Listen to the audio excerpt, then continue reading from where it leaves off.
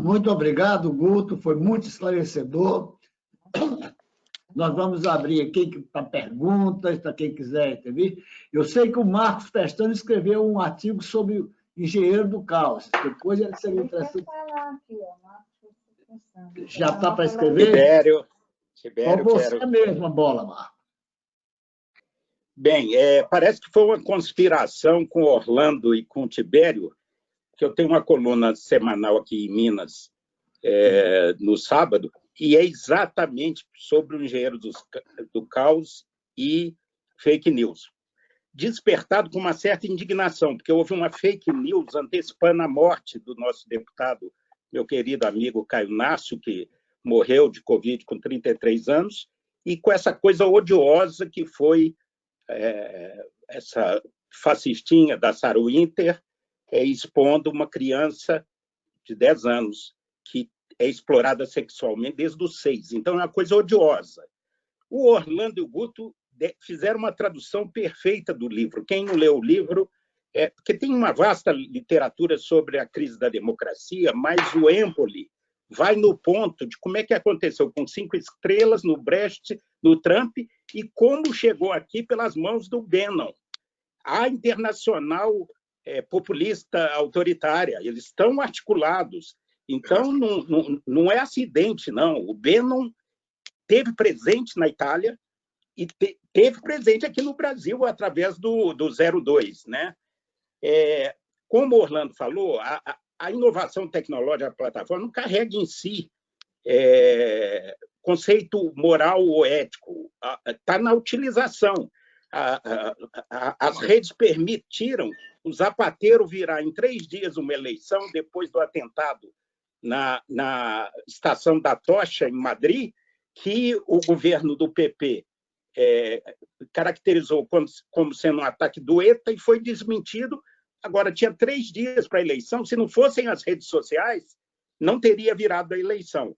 E como a gente pode ver, o Marcelo Adnet, show do Caetano, do Milton, a Mônica Salmaço, o Yamandu Costa, a Milton de Holanda. Então, quer dizer, não há mal ou bem nas redes em si. O problema é a utilização. Pode servir para campanhas humanitárias e pode servir para pedofilia ou tráfico. Então, não há conceito moral. O Roberto Freire tem nos chamado a atenção há muito tempo que o mundo partidário clássico, porque se a gente mandar um moleque de 20 anos ler o Capital em 3 tomos e 6 volumes, ele vai te mandar para o inferno. Né? Ele não vai perder tempo em ler. Nós viemos de outra geração. O Roberto tem chamado a atenção que nós precisamos abrir interlocução com esses novos atores. Felipe Neto, Marcelo Adnet, Luciano Huck, Emicida. Entender esse universo, eu acho que nós devíamos chamar para a roda esse pessoal que sabe lidar. E eu queria postar, mandei para o Tibério, o artigo mais brilhante do ex-governador Antônio Brito, que foi o de ontem. Ele escreve sobre o discurso da Michelle Obama e a empatia. Dizem que foi o melhor discurso, eu vi parcialmente. Melhor que o do Obama, melhor que da vice-presidente, candidata a vice. Então, o artigo dele chama os políticos brasileiros deviam andar com o sapato dos outros para descobrir empatia. E o Guto falou uma coisa que eu coordenei a campanha do Anastasia no segundo turno. Nós estávamos preparados para enfrentar o Pimentel do PT. Aí levamos um susto, uma virada em 6 dias do Zema. Nós não tínhamos nada preparado, pesquisado, e fizemos uma propaganda no escuro, que ficou 4 dias no ar, ressaltando a experiência, o currículo. Era um negócio bacana. Se você fosse viajar, você quer um piloto experiente ou inexperiente? Aí vinha o Falo Povo, claro que experiente. Você vai abrir o peito e fazer uma cirurgia. Você quer um cirurgião experiente ou inexperiente? E aí, quando foi para... Isso nós colocamos no ar quarta, quinta, sexta, sábado e domingo. Quando começou as qualitativas, a fita já estava na TV, passava aquilo, classe C, D, E, todo mundo, classe média alta, falava assim, ele é o experiente, então é no outro que eu vou votar.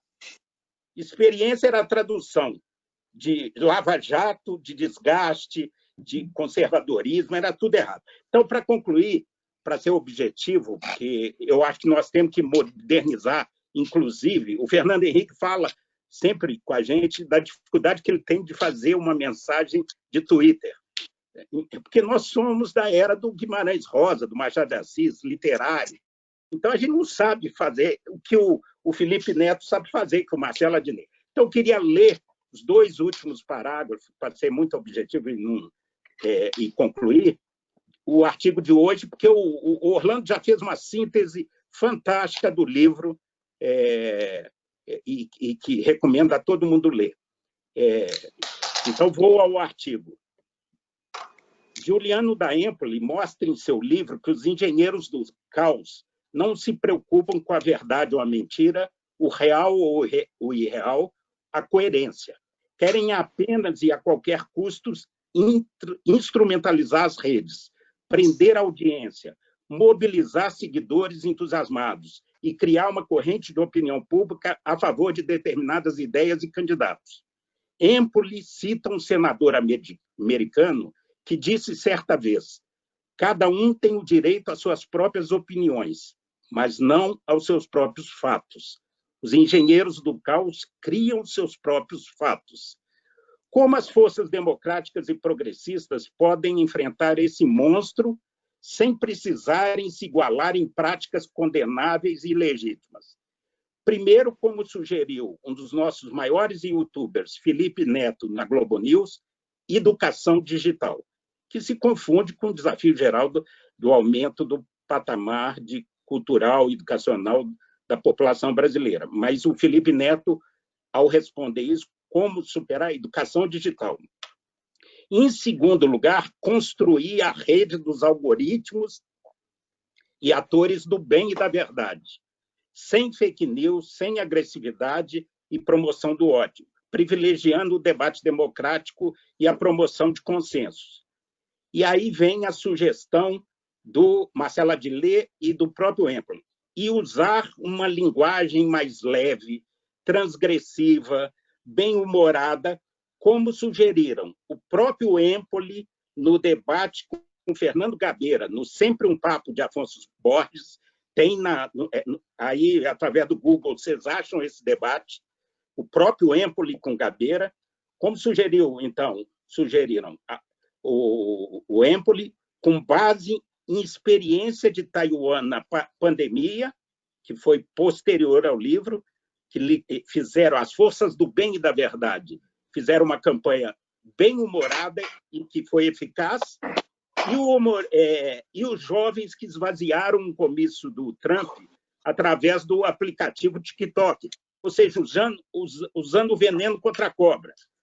E o humorista Marcelo Adnet, que no Roda Viva se definiu como um humorista de esquerda e criticou o caráter barroco da nossa linguagem, a coisa empolada, teórica e não direta. Por último, uma boa lei de controle social sobre as redes, sem afetar a liberdade de opinião e a privacidade das pessoas. Muito obrigado, Tibério. Muito obrigado, Marco. Eu queria aqui, com enorme satisfação, registrar a presença da nossa querida companheira Gleuda, recuperada da Covid. Passou por essa experiência. Aliás, escreveu alguns textos sobre a experiência dela, que é maravilhosa, ilustrativa para a gente. Gleuda, que bom lhe ver aí. Recebo um abraço de todos nós de coração. Está o escritor Lu Fernandes e depois o Sérgio Fialho. Lu, pode falar. Como é que eu me escrevo, Cristóvão? Cristóvão, posso ser grosseiro? Só me despedir de vocês aqui? Não tenho pressa. Para você, Cristóvão. Só me despedir de vocês. Eu vou pedir licença, que eu vou ter que sair. Agora, só para dar um exemplo clássico de franja, que a gente não pode se iludir. O exemplo maravilhoso dos jovens que ocuparam o lugar do Trump. Eles esvaziaram o Trump, mas eles não estão motivados para votar num Biden ou numa Hillary. Foi exatamente na eleição passada um fenômeno que a gente via. O jovem não votava no Trump, mas não estava mobilizado para votar na Hillary, eu não vou, porque ele via na Hillary todo Wall Street. É exatamente isso que a gente tem que entender aqui. A insatisfação do cara dizer o Bolsonaro é uma besta, a gente não está aproveitando. Já existe essa percepção que ele é uma besta, mas o que acontece? É uma besta, mas o Congresso, desculpa o termo, está sacaneando. É uma besta, mas o STF quer mandar. É uma besta, mas a esquerda está atrasando. Ou seja, enquanto a gente não entender que até mesmo a limitação dele, que talvez não exista, está sendo benéfica, ele consegue usar favorável. Por quê? É uma equação matemática. Multiplicar menos vezes menos, você positiva. É igualzinho ele não. A gente está vendo a oposição, desculpa o que eu vou dizer aqui, a oposição parece mais inapta ou inepta que o próprio Bolsonaro. Então a gente fica só olhando o Bolsonaro, e a gente não está olhando. Ninguém fez um shadow cabinet.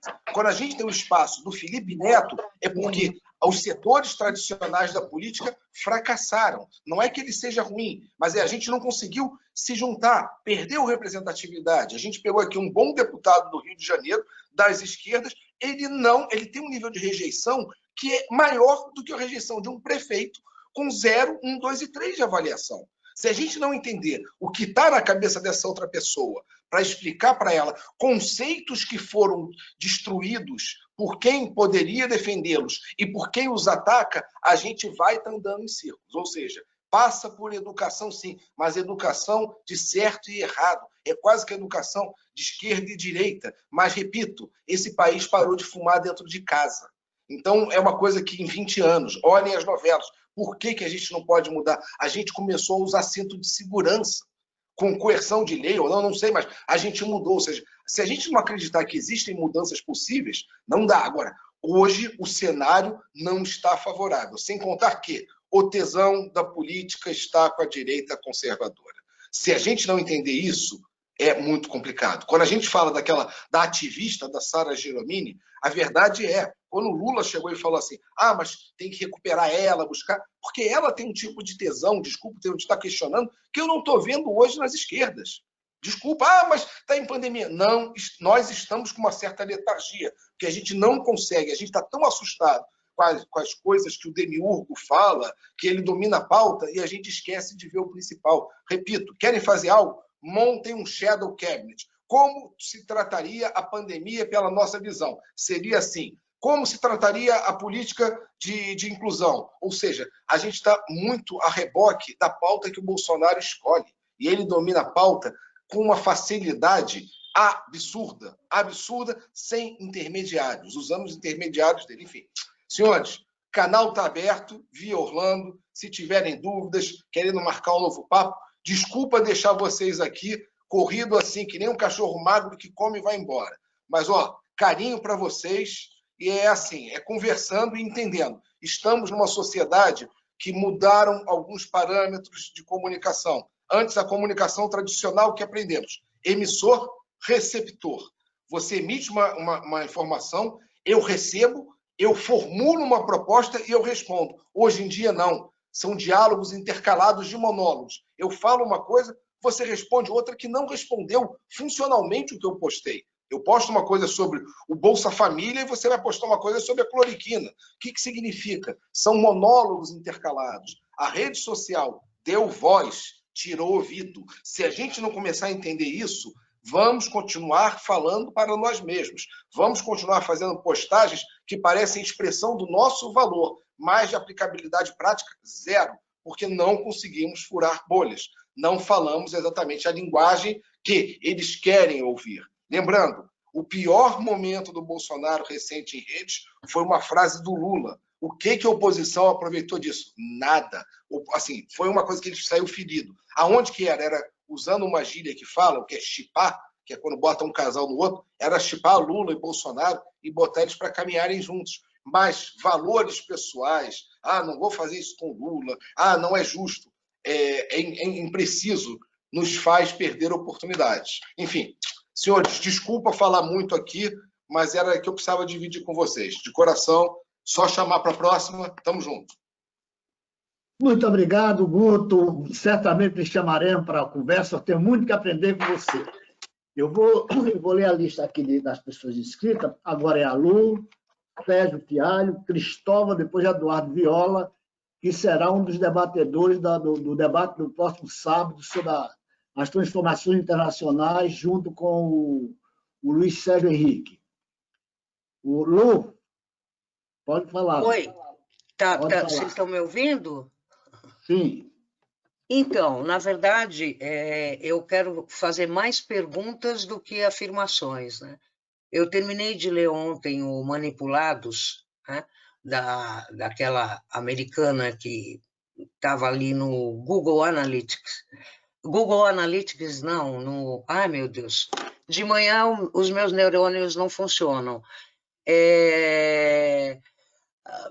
Eu fiquei muito impressionada lendo o livro, porque o que eu não sei se a gente tem disponível, isso é que eu queria saber do Cambridge, né?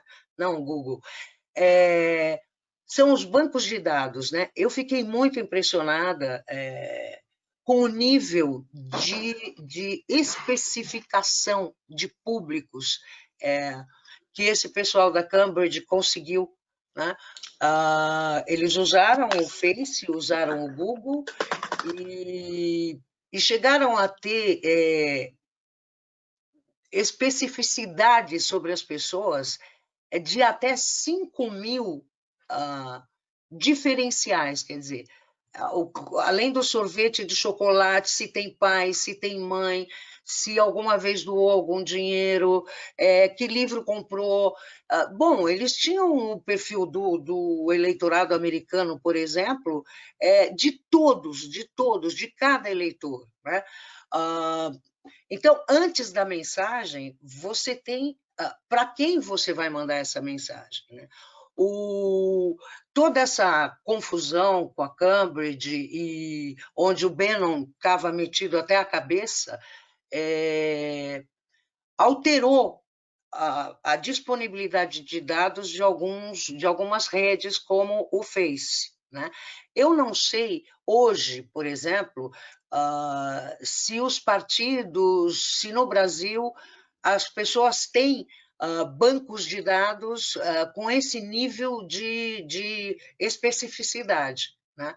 Eu acho assim, para você saber que mensagem mandar e o que dizer, você precisa saber com quem você está falando, né? E a minha questão é essa: em que nível estamos nós hoje no Brasil? Eu sei que o Bannon esteve aqui ajudando o Bolsonaro, eles tiveram uma importância fundamental no Brexit, em eleições na Indonésia, eleições no México, eleições na Índia, eleições na Nigéria. Quer dizer, esse pessoal, além da mensagem e do objetivo, que é esse objetivo realmente de construir uma direita forte no mundo, extremista, eles têm as ferramentas, né? Como é que nós trabalhamos hoje essas ferramentas? Nós temos condições de ter bancos de dados, saber para quem nós estamos falando e de estarmos aparelhados da mesma maneira que a direita, o Bolsonaro tem hoje. Além disso, uma coisa que a minha percepção sobre tudo isso, sobre como as pessoas aceitam as fakes, começam a divulgar, eu acho que é um pouco do resultado do nosso próprio elitismo, né? Durante muito tempo, a política foi uma discussão de elite, né? E o conjunto da população, na verdade, só era engajado nas campanhas eleitorais. Isso fez com que muita gente se sentisse frustrada e à margem. As redes possibilitaram para todas as pessoas, inclusive os semi-analfabetos e as semi-analfabetos que fizeram a universidade, que eles se sentissem empoderados, que eles sentissem que eles também são informados, que eles também sabem fazer política, que eles também sabem escolher. Eu acho que a gente agiu durante muito tempo com certo elitismo, falando com essas pessoas só em períodos eleitorais, né? E as pessoas querem intervir, as pessoas querem opinar, as pessoas querem dizer que sabem sim, que aquele remedinho que todo mundo fica escondendo, aquele remedinho ajuda. Afinal, o Bolsonaro disse, e eu li aqui, tem uma notícia, porque eles constroem muito bem. Eles constroem, eles fazem anúncios, fazem artigos, simples, na linguagem das pessoas. E as pessoas acreditam que estão informadas, né? E que nós, a tal da elite que sempre discutiu política, está aí querendo enganá-los novamente. Bom, então são essas duas questões, né? Como é que se constrói esse banco de dados? Como é que eu sei como chegar até essas pessoas e como quebrar esse isolamento em que nós todos, que vivemos fazendo política desde a universidade, criamos com a nossa linguagem tão inteligente, tão assertiva, tão sabe tudo. Na verdade, é isso. Eu fiquei muito assustada lendo esse livro. É impressionante o nível de conhecimento que se pode ter a meu respeito, a respeito de cada um, né? É isso, gente. São mais questões do que afirmações. Lu. Orlando, depois dessa primeira rodada, desses que estão inscritos, aí você volta para lá, porque pode surgir mais dúvidas, ok? Sérgio Fialho. Ok, vamos lá. Meu comentário vai muito na linha do que Lu falou. Eu quero registrar primeiro a qualidade das duas apresentações de abertura, né? Foram muito interessantes, muito estimulantes e com informações interessantes, percepções interessantes. É um assunto extremamente complexo e existem milhares de ângulos para examinar. Eu quero partir de uma frase de alguns anos atrás, do Humberto Eco, quando sinalizava na internet, ele usava expressões assim, acesso dos imbecis ao debate público. Essas palavras foram exatamente essas, mas o sentido preciso é esse. E isso desestruturou inteiramente o modo como o processo de formação da opinião pública e da opinião política vinha se dando, historicamente, vinha se dando nas últimas décadas, no período democrático.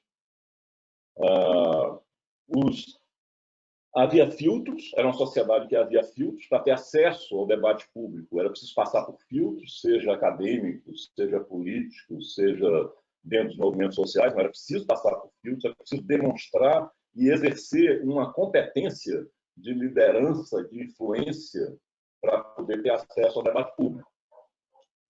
Esse fenômeno da internet, do acesso das massas, desestruturou. Naquele momento, você tinha uma estrutura relacional entre elites e massas estabelecida, estabilizada, né? Do modo como se comunicavam, uma relação essencialmente unidirecional. A internet detona com esse processo, lança os intelectuais nesse mar de gente que está na internet. Nós estamos aqui imersos num mar de gente e temos de saber como lidar com essa realidade. E eu não estou falando nenhuma novidade, estou tentando pegar um aspecto assim, mais específico e realçar algumas coisas, porque isso é o que me estimulou a pensar, já em algumas coisas pensando, as falas de hoje. Eu vejo aí como operar, né? Como operar nesse contexto. Primeiro, acho que é preciso uma grande dose de humildade intelectual, não é? Nós precisamos reconhecer legitimidade nessa presença. De um modo geral, falo de um modo geral, não dos seus excessos, né? Mas precisamos reconhecer legitimidade nessa presença, elementos positivos nessa participação e saber lidar com isso. Não podemos pretender, vamos dizer assim, superar isso que nos pareça como algo ainda primário, etc., pela afirmação de um pensamento racional que nós tenhamos. Isso é o que nos afasta e afastará sistematicamente de qualquer possibilidade de agregação dentro desse ambiente. humildade, é preciso partir do que as pessoas estão trazendo, colocando, do que expressam, e tentar utilizar as ferramentas que nós dispomos para elaborar a partir daí, de modo que consiga estabelecer um diálogo e introduzir alguns elementos. Agora, para que esse tipo de diálogo ocorra, existem algumas questões, inclusive questões de ordem técnica. Técnica e de investimentos e de soluções que nós não temos clareza. Por exemplo, uma das coisas que torna mais eficiente a ação da direita nas redes sociais é a capacidade de mapear as bolhas, de estruturar-se bolhas e de direcionar as suas comunicações conforme o perfil de cada bolha. Isso foi um dos elementos explorados aqui nas falas iniciais. Para isso, nós precisamos localizar essas bolhas e como exercer esse tipo de direcionamento. Uma coisa é você ter um gabinete do ódio, uma estrutura, com recursos, com condições políticas, econômicas, etc., que é o que vem acontecendo. E canalizando recursos para montar essa estrutura, que está aí agindo. O campo democrático, não me parece, está tateando nesse terreno. Tem problemas, porque é um desafio, você não pode simplesmente atropelar certos elementos das nossas próprias convicções políticas para fazer de qualquer jeito, para imitar o tipo de comportamento e de ação que a direita constrói, mas nós precisamos agir tecnicamente dentro disso, para que a gente possa ter uma ideia da topologia desse universo, onde está se disputando a opinião pública, e que, sabendo a topologia, possamos imaginar como compreender o perfil de cada um desses espaços dentro desse universo, para saber como nos comunicar com ele. Isso é uma equação, não tem nenhuma solução para isso. Agora, isso não nos exime de manter, isso não nos obriga e não nos deve levar, de nenhuma forma, a abandonar a racionalidade das nossas posições políticas. Eu creio que há um risco da gente entrar num tipo de linguagem e de colocação que nos tira do nosso eixo. E eu acho que não é disso que se trata. A gente não pode procurar assim, fazer sucesso nesse processo, né, de conseguir afetar as pessoas usando os métodos e, especialmente, os conteúdos, o tipo de conteúdo, o tipo de linguagem de conteúdo que a direita vem usando. Eu acho que a gente precisa ter um conteúdo sintético, visual, impactante, que contraste, que procure trabalhar, foi falado isso aqui, acho que pelo Guto, de uma maneira muito interessante, procure trabalhar a partir das ações, das iniciativas, das lacunas que a ação da direita cria, e procurar operar dentro dos espaços onde a lei flui, com conteúdos nossos que possam contrastar, ridicularizar, desmoralizar com evidências, com elementos, essas posições que vêm sendo propagadas pela direita. Eu acho que nós precisamos estar espertos no modo de agir, se comunicar, e precisamos equacionar o entendimento da topologia e do modo de direcionamento das nossas comunicações dentro da rede. Era isso que eu queria falar agora.